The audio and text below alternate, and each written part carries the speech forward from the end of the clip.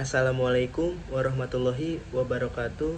Perkenalkan, nama saya Muhammad Rifai dengan NIM 112211070. Saat ini saya ingin membacakan presentasi yang telah saya buat yang berjudul Talak dalam Islam yang ada dalam kelompok 10 yang beranggotakan saya sendiri, dosen pengampu Rizkon Hoironi S.Phil.MM.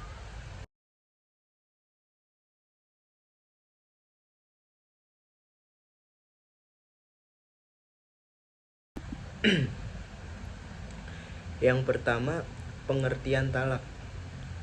Talak secara bahasa adalah melepaskan ikatan.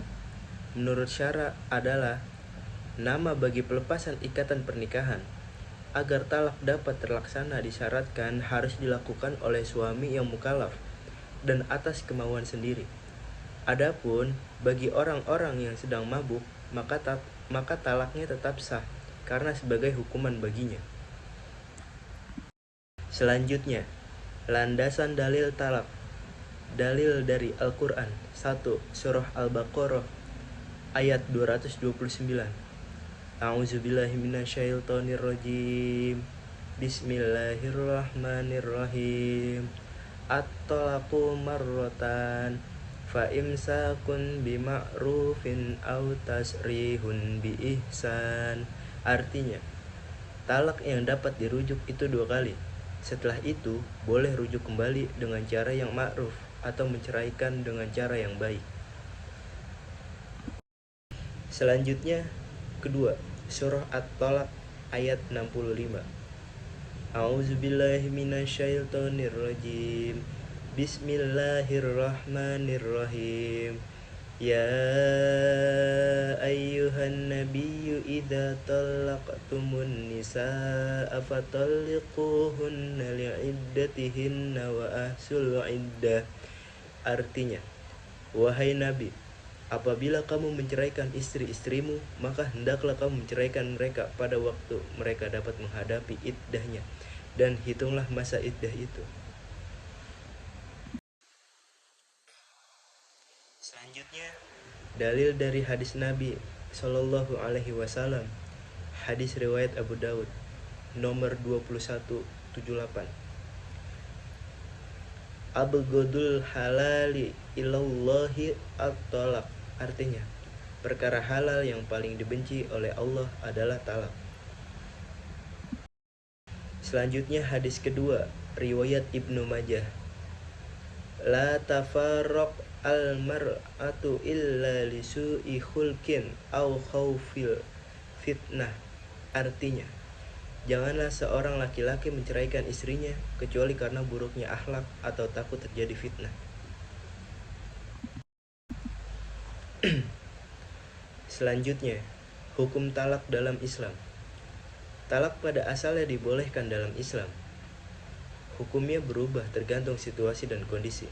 Hadis, perkara halal yang dibenci Allah adalah talak. Hadis riwayat Abu Daud. Yang kedua, Al-Quran. Ceraikanlah mereka pada waktu iddah. Quran surah At-Talaq ayat 1.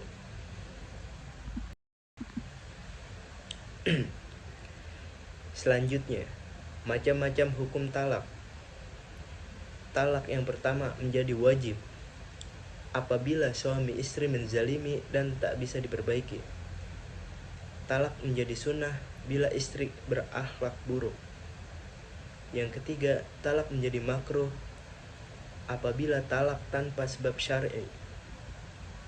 Yang keempat, talak menjadi haram apabila talak saat haid atau masa suci setelah digauli. Yang kelima, talak menjadi mubah apabila ada alasan namun tidak wajib atau sunnah. Selanjutnya, jenis-jenis talak. 1. Talak sunnah. Talak sunnah adalah talak yang diberikan sesuai dengan aturan Allah dan Rasulullah, yaitu yang pertama, suami menalak istrinya dengan 1 talak. Yang kedua, istri sedang tidak dalam haid. Yang ketiga, istri telah menjadi suci setelah haid. Yang keempat, pada saat masa suci itu, suami belum melakukan hubungan badan dengan istri. Yang kelima, Setelah mengatakan cerai, suami memberikan istri dan tidak mengulangi pernyataan talak kepada istri sampai selesai masa iddahnya. Yang kedua, talak bid'ah. Sedangkan talak bid'ah adalah talak yang tidak sesuai dengan syariat dan sunnah Rasulullah Shallallahu Alaihi Wasallam. Di dalam Islam, kata talak tidak serta-merta diucapkan begitu saja. Ada waktu-waktu bagi suami melakukannya. Yang pertama, tidak boleh menceraikan istri dalam keadaan haid atau hamil. Yang kedua, wanita yang sedang nifas tidak boleh diceraikan suaminya. Yang ketiga, apabila seorang istri yang baru dinikahi dan belum digauli boleh diceraikan kapan saja.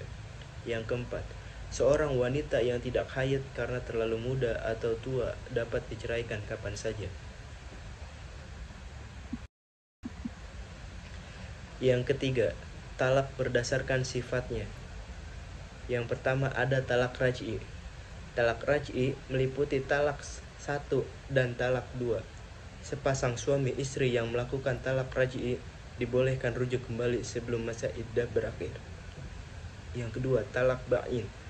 Talak ba'in adalah talak yang mengalami suami atau untuk rujuk. Selanjutnya, syarat sah talak. Talak menjadi sah apabila yang pertama diucapkan oleh suami yang berakal dan balik. Yang kedua, diucapkan dengan sadar dan tanpa ada paksaan. Yang ketiga, istri dalam keadaan suci dan tidak dalam masa haid, menurut sebagian pendapat. Selanjutnya, hikmah dan tujuan salak. Yang pertama, solusi terakhir untuk menjaga kemaslahatan. Yang kedua, mencegah kezaliman dalam rumah tangga. Yang ketiga, memberikan kesempatan membangun kehidupan baru yang lebih baik.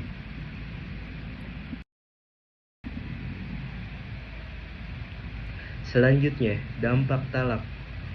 Yang pertama, dampak dari talak adalah perubahan status hukum antara suami istri. Yang kedua, kewajiban iddah bagi istri. Yang ketiga, hak-hak nafkah, mut'ah, dan pemeliharaan anak jika ada. Selanjutnya, adab dalam talak. Yang pertama, dilakukan dengan cara yang baik atau ihsan. Yang kedua, tidak menyakiti secara verbal atau fisik. Yang ketiga, menghormati hak-hak mantan pasangan.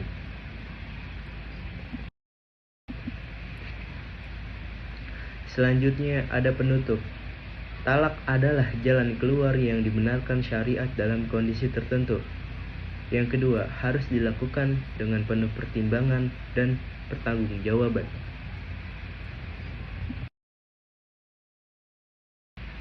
Oke, itu saja presentasi yang bisa saya sampaikan. Kurang lebihnya mohon maaf apabila ada salah kata atau ucapan dari saya, karena segala perkataan dan perbuatan saya penuh dengan kesalahan karena saya manusia biasa. Wabillahi taufiq wal hidayah. Wassalamualaikum warahmatullahi wabarakatuh.